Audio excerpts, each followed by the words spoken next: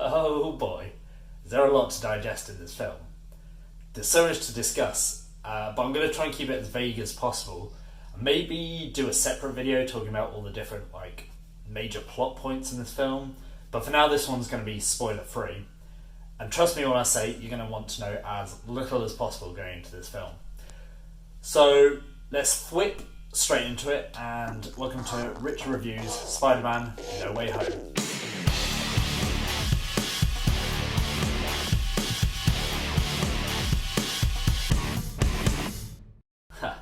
This film is huge. So Spider-Man No Way Home picks up just moments from Spider-Man Far From Home, and it picks up immediately as Peter Parker's identity as Spider-Man, spoilers, is basically revealed to the entire world following the death of Mysterio. Everyone immediately forgets that he saved the world from aliens, really, but the world turns on him pretty quick. Thoughts going in, I felt like I knew quite a lot of what was already going to happen.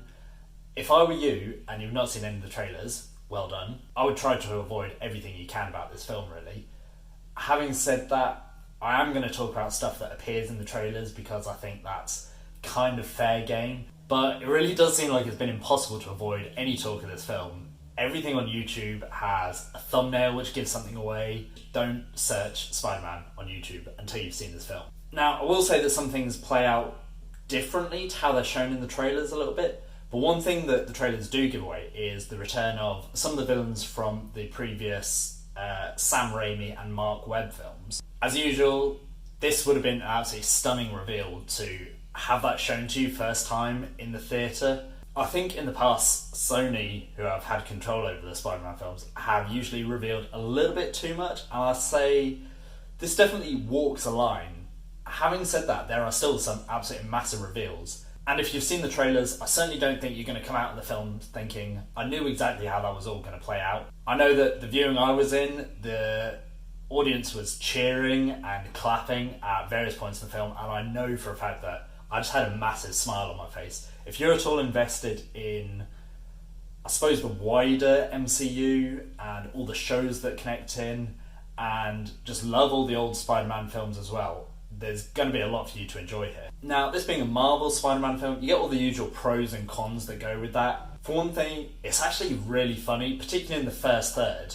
The whole Peter's identity getting revealed is really played for laughs more than anything, which is a bit of a shame. You don't feel necessarily like there are any really big consequences here, but at the same time, it's not really a surprise. Marvel films haven't really lent into the whole idea of secret identities ever since Iron Man came out and said, Tony Stark, I am Iron Man. So you sort of know what you're getting yourself into here. I think you kind of also know what to expect in terms of how Marvel is going to handle this. Yeah, they do overplay some scenes a little bit, and you get the usual feeling that some jokes tread on the toes of some really important moments. It's your usual Marvel affair, really. Now, having said that, there is still some really good emotion in this film. Zendaya's MJ in particular has really great chemistry with Tom Holland as Spider-Man, and that's really important because the connection between the two of them really is a lot of the heart of the film, and it just helps flesh out the support network that this particular rendition of Spider-Man has around him, and it's really doubling down on the fact that this Spider-Man does not operate in isolation. He has this team around him, really. Tom Holland is obviously great here as well.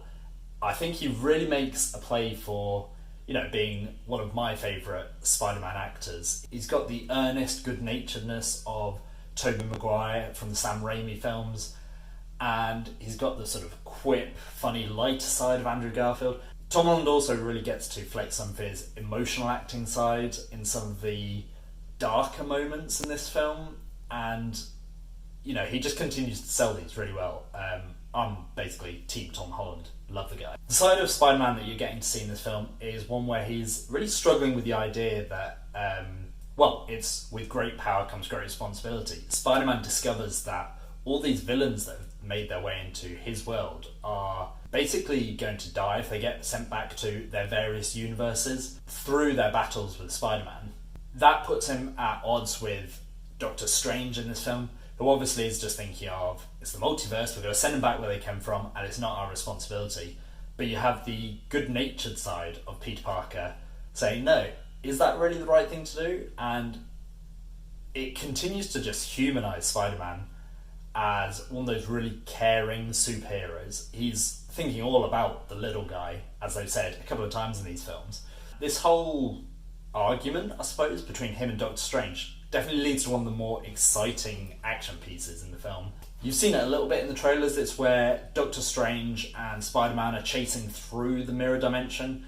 So you've got things like multiplying trains, floating through canyons, portals through space, and it really is just an exciting part of the film. Now, by referencing the older films in such as bringing the old villains into this film, you're obviously going to start drawing comparisons, and for me, the film can be a little bloated. It's got a clear through line, but at the same time it feels like the writers knew all the exciting bits they wanted to hit, but really were just linking up these parts that they were kind of given license to.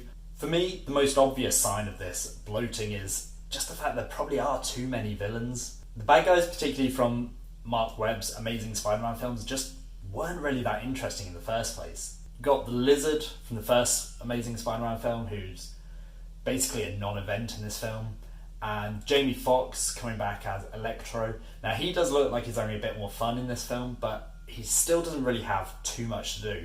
I don't think his motivations really have much to go on, but at the same time, that is the cause of having so many villains. Not everyone is going to get fully fleshed out properly.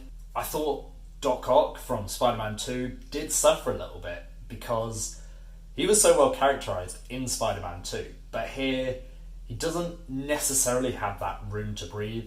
He's just spouting lines from the first Spider-Man 2, basically just to remind you, oh yeah, do you remember that film? That was really good, right? I'm in this one as well. It didn't quite hit home for me, but Alfred Molina still does a great job in this role.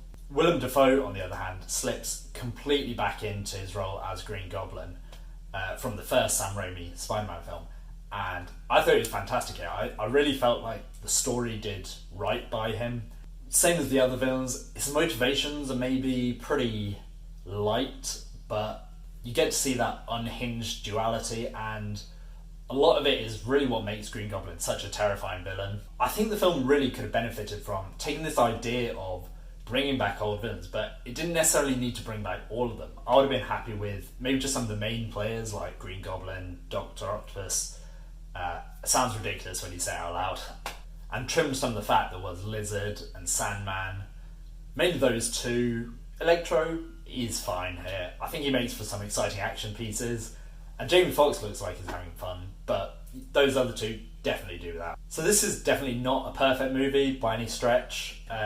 The whole theme of the film about with great power comes great responsibility, that's a theme we've seen done to death in the Spider-Man films, although admittedly not necessarily in the Tom Holland films, and Tom Holland brings that naivety to it that adds some extra dimension to it, I think. And it's just good seeing this tried and true theme of a good Spider-Man film used to good effect in the Tom Holland films. And also, while Tom Holland has really great chemistry with all the cast of side characters, you don't necessarily get an idea of how they belong in this world outside their interactions with Spider-Man and Peter Parker.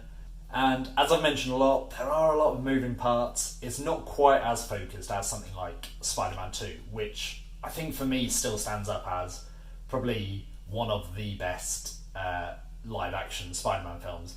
Not necessarily including Spider-Man Into the Spider-Verse, which is chef's kiss. All in all, I think this is a really exciting film. It moves along at a zippy pace and there's some great action scenes. When it works, it really works, and there are some really good emotional beats along the way that, when the film steps back and lets them breathe, they work really nicely. If you're invested in this whole MCU world and comic book films as a whole, I think you're going to really enjoy everything that happens here. This is an easy full price film, if nothing else, just basically so that you can go and see it for yourself before anything gets spoiled. It's definitely worth experiencing some of these moments firsthand for yourself, and if you're anything like me, I think your brain will probably be blown at various points. So there we go, that's my review of Spider-Man No Way Home. I think I really enjoyed this film overall.